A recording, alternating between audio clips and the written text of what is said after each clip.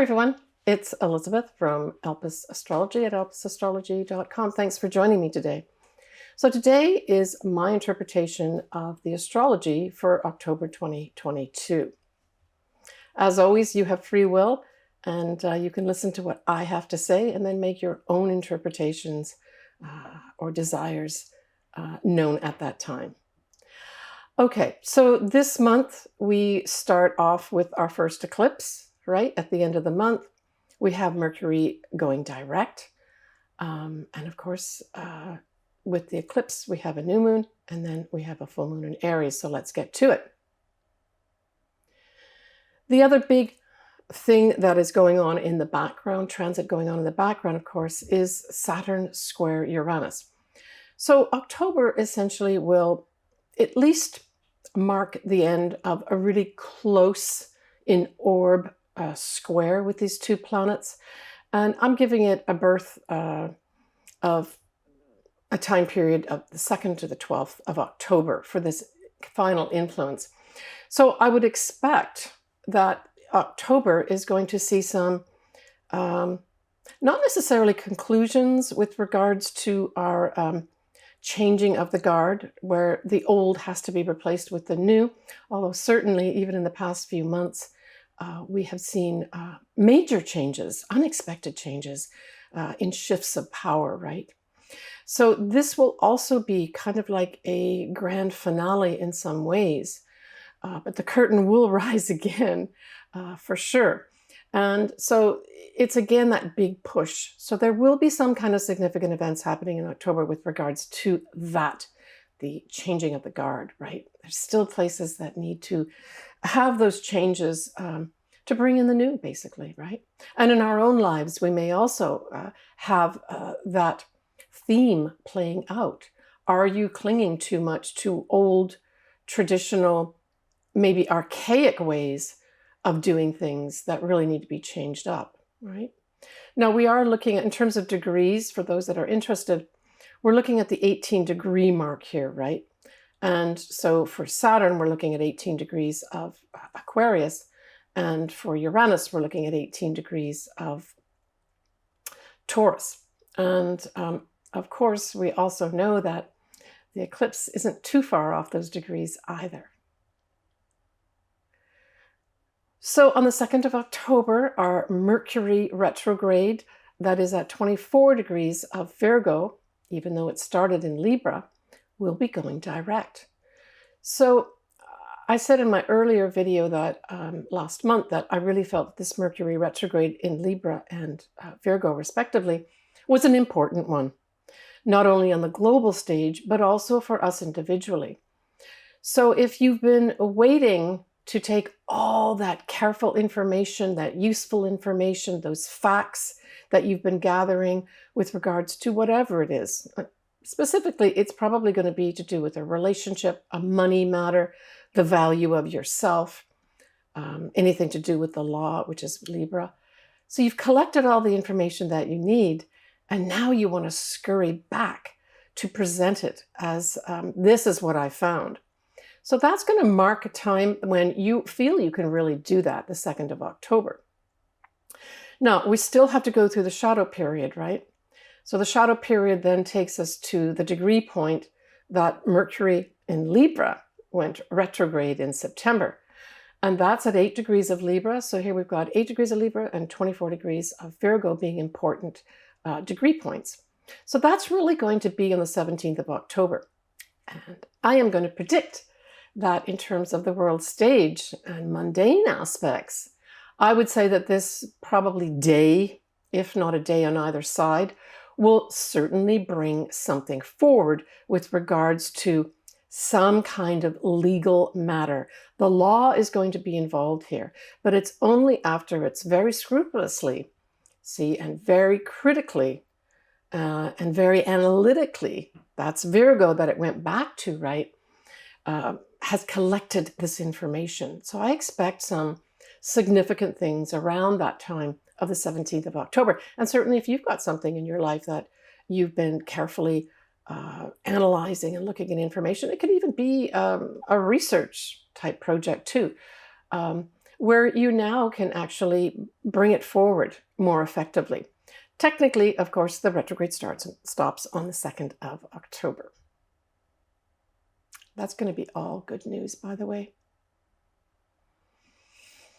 So on the 8th of October, Pluto goes direct. So Pluto is a powerful transformational planet.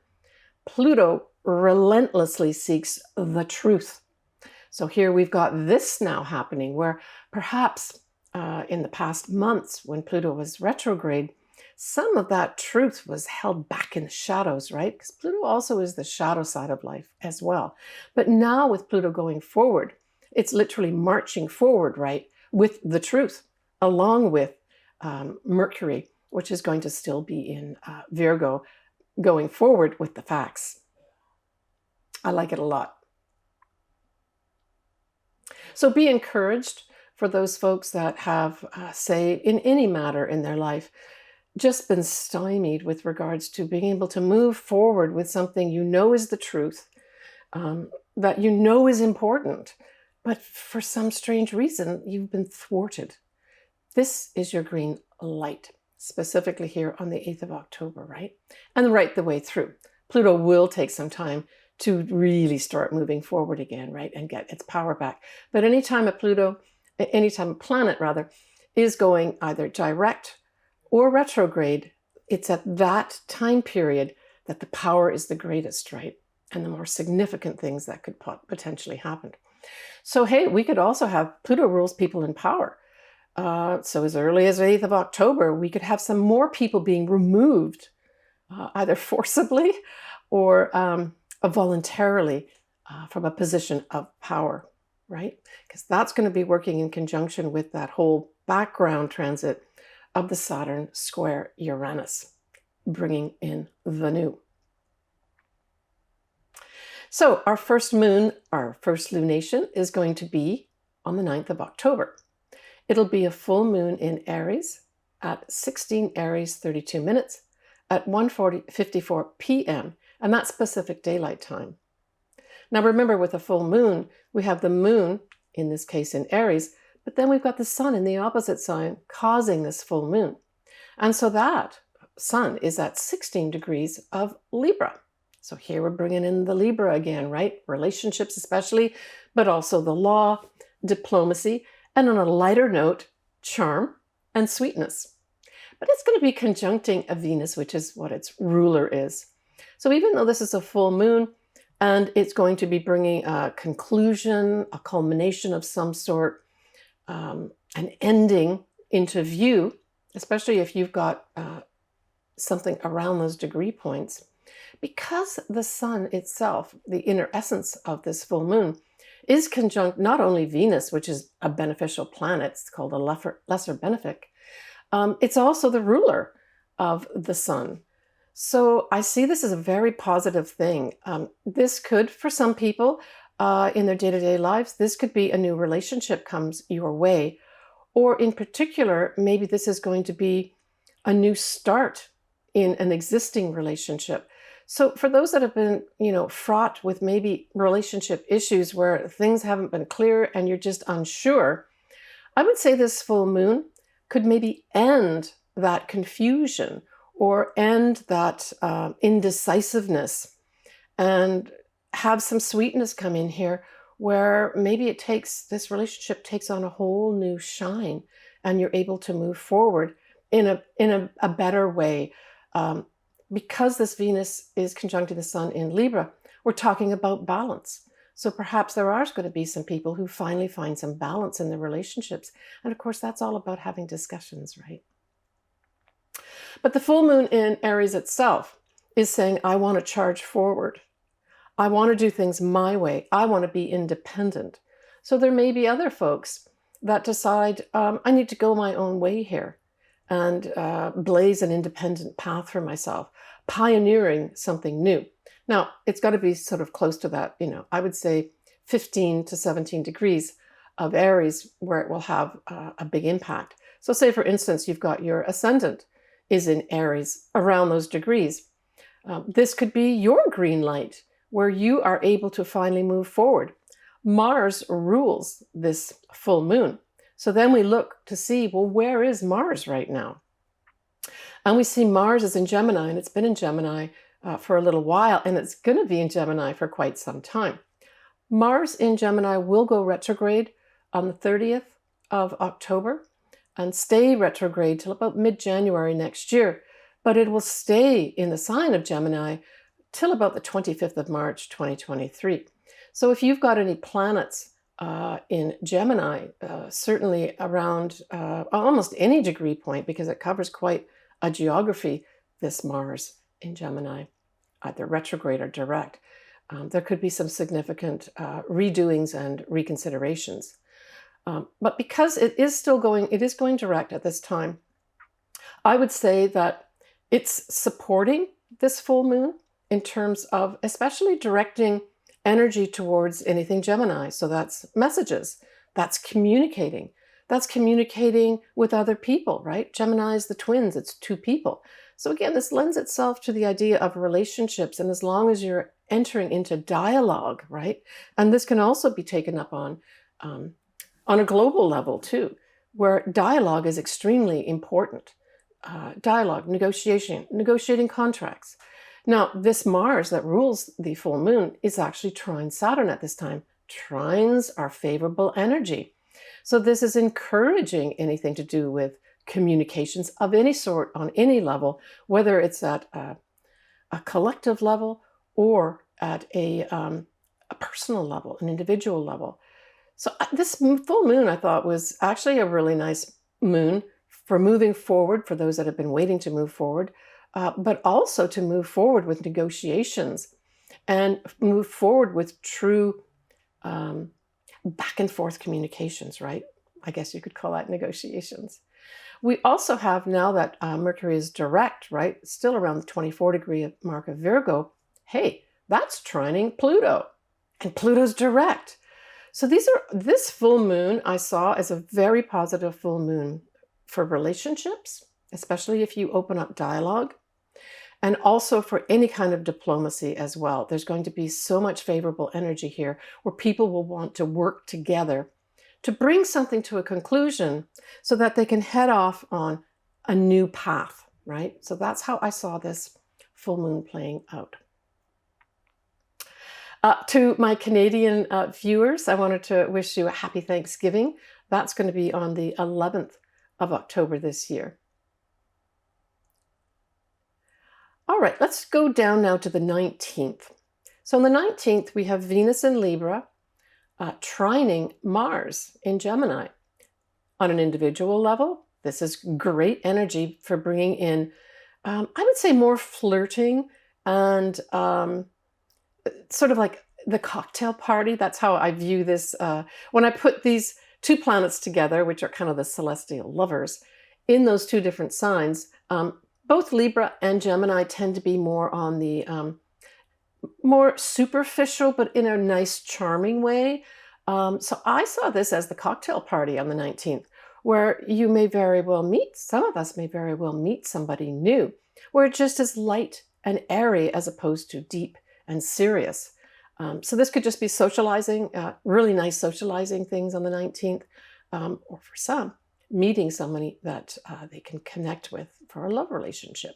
This is all going to be around the 24-degree mark, and it'll be the 24-degree mark of Libra for Venus and 24-degree mark of Mars and Gemini. Now, the next day, the Sun will trine Mars and conjunct Venus, now at 25 degrees. So this is a positive sort of follow-up from maybe whatever social event some of us may have gone to and maybe met somebody, could even be meeting friends as well, good friends, where it's now taken up to, hey, let's make this happen, where the Sun conjunct Venus really feels that they want to maybe be a little more charming and a little more social with whoever it was that maybe you met that day. But again, very positive energy with regards to supporting anything positive to do with relationships, friendships, that type of thing, or any activity with regards to socializing. And, we've all been really restricted really even over the summer and that with other things happening. So yeah, I would say that sort of 19th, and you could take a berth of a few days there, like say take it from the 18th to the 20th, would be great days to say have a social event of some sort for those folks that do want to plan anything around that time. The 23rd of October, we have Saturn now going direct, and it's at 18 degrees of Aquarius. So I think on the collective level, on the world stage, this day or days around it may actually represent another more concrete, clearly spelt out change of some old guard. And it could be very unexpected, right? Because when we look at Aquarius, which is where Saturn is here going direct, it's at 18 degrees. And of course, we have an eclipse coming up at the end of the month at 16 degrees, not far off that. So this may be unexpected, surprising change of guard. And let's hope it's voluntarily coming about around this day, where somebody who realizes they need to step down does, with grace and charm. Of course, that's the other thing that anything to do with Libra can do, is it can bestow a lot of grace and charm. All right, so then we look at the 25th, which is the day of the new moon eclipse at 3:49 a.m. Pacific Daylight Time at 2 degrees of Scorpio, 0 minutes. What I thought was interesting was that we have the sun and the moon and Venus sandwiched by Mercury, now direct at 22 degrees of Libra on one side.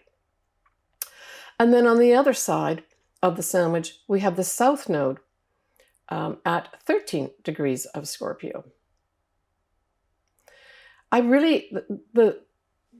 The word that came to my mind was council. I saw this as some kind of council. Maybe it's a council of nations. Maybe it's a local council. Maybe it's a family council for individuals.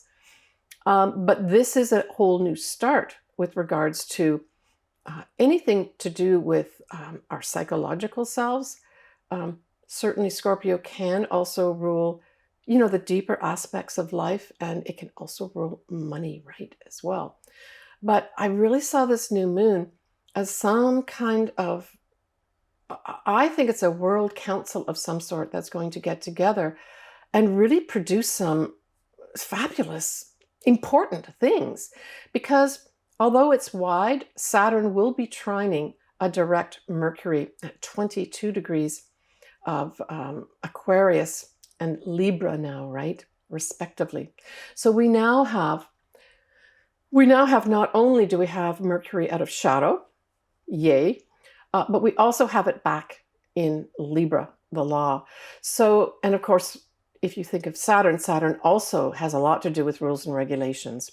So I think this new moon eclipse is going to herald some kind of new rules and regulations issued, maybe even dictated from a council of some sort. And because Libra is very much involved here, this is, again, the law. But again, I love this. This new moon eclipse is really good too. So for those folks that say, have something around the 2 degree mark of Scorpio, depending what it is, this could be a whole new beginning. And for those Scorpios that were born, say, at the beginning of the Scorpio season, this could have a whole new start for you with regards to being able to move forward in any way that you want. And I think there's a lot of Scorpios that probably really do need not only a new start, but a really good new start. Like, this is support. When you've got the sun, the moon, Mercury, Venus, and the South Node all together, it's saying, let's have bygones be bygones, or let's let that old thing that happened go, no problem, and let's just move on from that. That's kind of what I get the impression of this is, not only on a collective level, but also on an individual level. Yeah. Okay, so the 27th, we have Mercury that is in Libra at 25 degrees. Will be trining again, trining Mars. So these are the celestial lovers again. So maybe some kind of social event, this is individual, of course, that you went to around, say, the 18th, 19th, or 20th of October, could have somebody maybe reaching out to you, because this is now Mercury kind of reactivating the Venus-Mars trine. Now it's Mercury trining Mars. So this is forward movement. And the 27th is before actually Mars goes retrograde, right? So it's still before the official retrograde. And so I saw this as just really messages coming in, charming messages, sweet messages coming in, probably as a result of whatever happened around the 19th. So we could take that out to the global collective level or individual level. So look to see what you have around, say, we had the 24-degree mark when it was Venus Mars. This is 25 degrees. So let's take it from 23 to 26 degrees of Libra and Gemini respectively to have some kind of more important, significant effect for you. Okay, so we've got the 29th, and we have Jupiter retrograde now at 29 degrees of Pisces. And 29 degrees of any sign is very much sort of a culmination of the sign's energies, but it is called a critical degree. So this is coming up, it's butting up right next to the Mars retrograde, which will happen the next day. So I see these two things going together, the Mars going, the Jupiter going now backing into 29 degrees of Pisces, and then the Mars going retrograde as sort of consecutive events. So this is basically having us to be compassionate. So there may be something that comes up in the world that really requires a compassionate eye and action at this time. Now, Jupiter will stay in Pisces till the 21st of December, at which time it will finally go into 0 degrees of Aries, and then of course kick off the Jupiter in Aries. And I did do a video on this for those that have not had a chance to watch it. I'll put the link below in the text box, but I won't go into all the sun signs and ascendants as well. I also did one for Jupiter in Taurus too, which starts sort of May time next year as well. So I've covered the next 2 Jupiters going into different signs for you, should you like to look at it. And of course, I go into all the sun signs and ascendants as well. I'll put both those links in the text box below for you. Okay. Yeah, the other thing is for those folks that say have something around the 29 degree mark, although Jupiter is retrograde, it's hard to get a bad aspect from it. So this, for those folks that say it's your ascendant around 29 degrees of Pisces, this could be with a second time with Jupiter being on top of your ascendant, say, giving you another dip of luck and benefits. All right, so we're getting close to the end of the month here. On the 30th, like I've mentioned a couple times, we have Mars and Gemini now going retrograde in the early morning Pacific Daylight Time, and this is a Sunday. Now, we know that a lot of places in the world celebrate Halloween, and I would say that probably a lot of folks will be celebrating that weekend. So I would say the weekend of probably the 28th, 29th is when the actual parties will take place. So this Mars retrograde, I would say, is going to put potentially, from a really positive standpoint, especially from an individual level, I saw this as folks really reconsidering and rethinking maybe some existing way they thought before. I thought this is really rethinking the way I'm doing something. Now, you would have to look to where is Mars and Gemini in your chart. So look in your chart to see where Gemini essentially is, because it's going to be that area of life in your life that actually has you rethinking things, right? So let's say it is the 4th house. So the 4th house represents things like your home, can represent your mother and your family too. But it may have, if you've got your Mars in your 4th house, may have you reconsidering buying a home or selling a home. And it doesn't mean you're going to do one or the other. It just has you rethinking things. Mars is great because it's action, but when it's retrograde, it says, yeah, I'm going to take action, but I need to put some energy into thinking about this, especially since we're in Gemini, right? Gemini is about our thoughts. It's about the way we write things, the way we present ourselves. So it's writing as well. So for some folks, let's say it's in your third house or your ninth house. So these are the houses of communications for sure, but they're also writing and publishing, respectively, houses too. So for some folks, you may be literally deciding to rewrite some things, and that's a positive thing, right? But I think overall, this is going to have us rethinking as a nation and maybe as a world how we've been viewing things, especially messages that have been coming in, and rethinking about, well, what do I think about those now, right? So you're going to see that playing out on the stage during the retrograde, again, from the 30th of October right the way through mid-January 2023.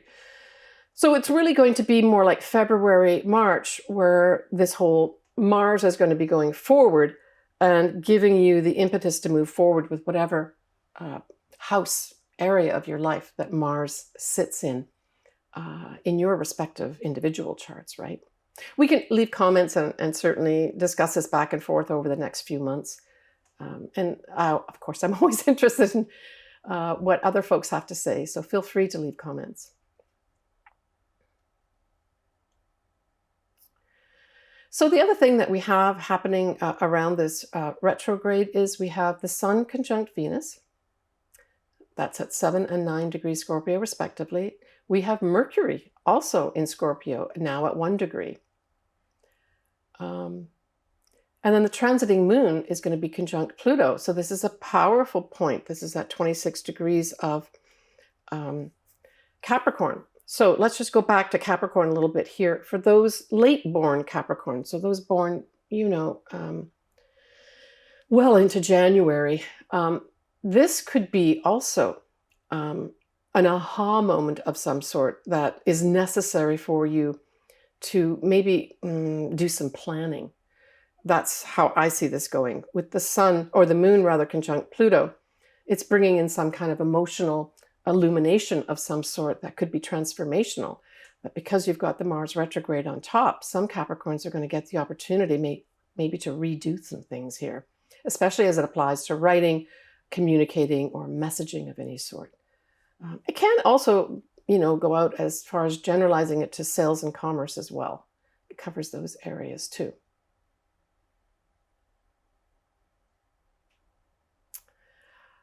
So the exact conjunction of the transiting moon and Pluto at 26 degrees of Capricorn will be at 2:23 a.m. Pacific Daylight Time on the 31st of October. So I'm going to leave that there and just say that that end of the month could bring some emotional truth to light, right? We talk about, when we take the moon up to a global level, we're talking about the people.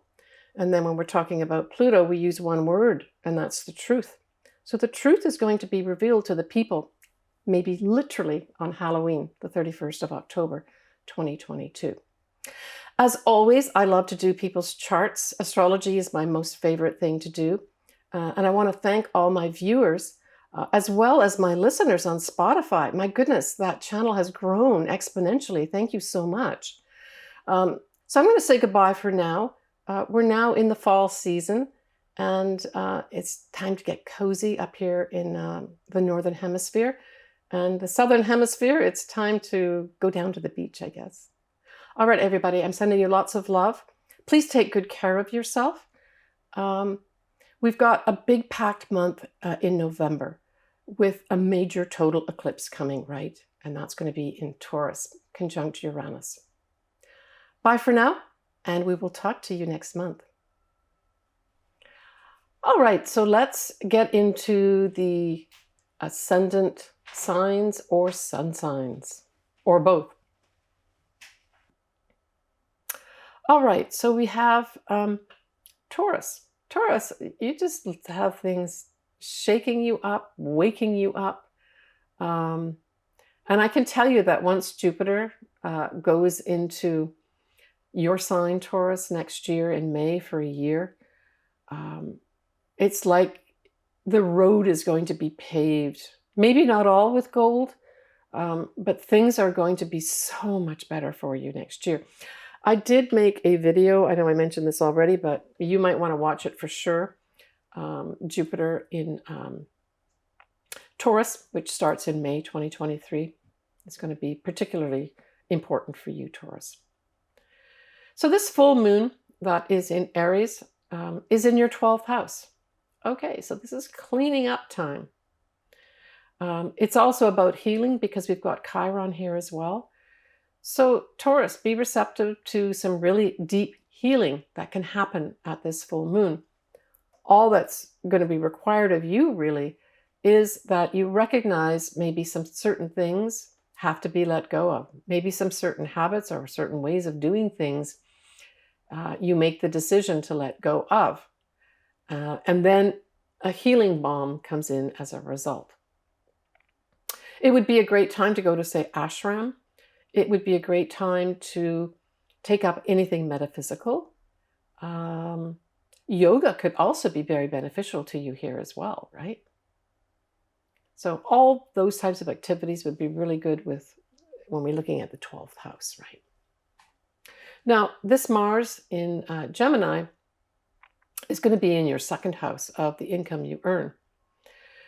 So this is going to have you certainly communicating with regards to your income. It could be for some, Taurus, that you ask for a raise, that you put in paperwork and you get into discussions and negotiations with regards to getting more money in your life. For others, it may have you saying, I'm just not being valued here in this job that I'm doing, and the money that I'm earning is just not enough. And you decide to seek other ways to get a better income and therefore a different job during this whole Mars direct or Mars retrograde. In particular, the Mars retrograde, which starts on the 30th of October and goes through to mid-January 2023. Would be an excellent time to negotiate for a raise, an excellent time to value yourself and seek out other people's help to get a better paying job. But you too will have to work with others, right? That's the important thing about Gemini, is working with others. It's not working independently. In the background, we have that square of Saturn and Uranus. And of course, Uranus is in your sign. Now, it's going to be hovering around the 16-degree mark, 18 to 16 degrees or so. So in order for it to have a direct effect on you, of course, you're going to have it around those degrees. So at the very least, Saturn is trying to enlighten you. It's trying to remove things from your life that aren't helping you, that are not useful to you, that may even be blocking you. So that's the action of Uranus here, right? You are going to have that huge total eclipse in November. So I would say all of November for Taurus is going to be significant. Whether old things are let go of and new things come in, or all the above. It's going to be a month marked by a turning point for all Taurus. That's how I feel about it. That total eclipse is so powerful. That's next month. So this will wane this whole square of Saturn and Uranus. But it's really asking you to let go of things. So with Uranus in your first house, it's all about you. So it's you doing things a certain way that you need to let go of. And the important thing to do when you've got Uranus in your first house, if something is leaving your life or you know it's not good for you, try to take the initiative to actively get rid of that, or at least transform that into something that's more positive for you. Because if you don't, what tends to happen with Uranus being in your first house, external things will happen to you to force you to let go of that. Typically, I've found that personally as well as with clients as well. But it really is emphasizing this whole letting go of the old way of doing things, you doing things, and embracing a new way of being as well as living. For lots of Taurians that are on the enlightenment trail, this is just a further enlightenment and bringing you to a higher level of consciousness.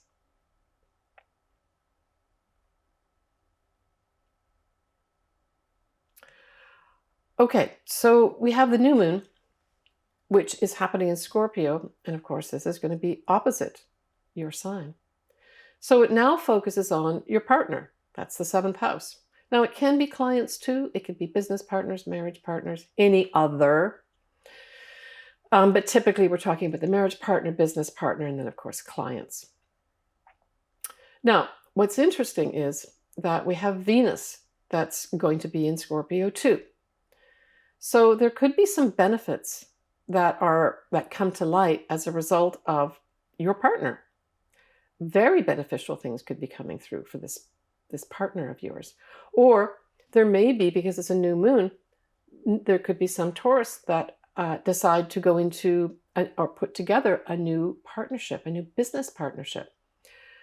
It may involve females because that's what Venus represents. But Venus is the lesser benefic. So it kind of throws a nice, sweet, beneficial, charming energy on any potential business partnership that you might decide to start up at this time. But it can also bring in literally a partner, right? So that could also happen. And then with next year, Jupiter going into your sign, it will activate this eclipse by opposition too, right? So something positive could happen to you with regards to a new love coming into your life, because this is a new moon in Scorpio. But it can also be, new money of some sort comes through. Maybe a partnership or a partner could bring in new money of some sort and therefore have a new start for you personally. That can also happen. All right, Taurus, take care of yourself. So that wraps up my October 2022 view of the astrology. Next month is a big month. We have the eclipses. The eclipses continuing, in particular a total eclipse on the 8th of November at 16 degrees of Taurus with Uranus conjuncted. Big changes are afoot. And in fact, that eclipse will certainly exert an effect probably for 6 months, especially if you've got something around that degree point. All right, folks, I'm sending you lots of positive energy and lots of love. Leave me comments. I would love to do your chart if you would like me to do that. I just love astrology. I can't get enough of it. Please take care of yourself, and we will see you next month. Bye for now.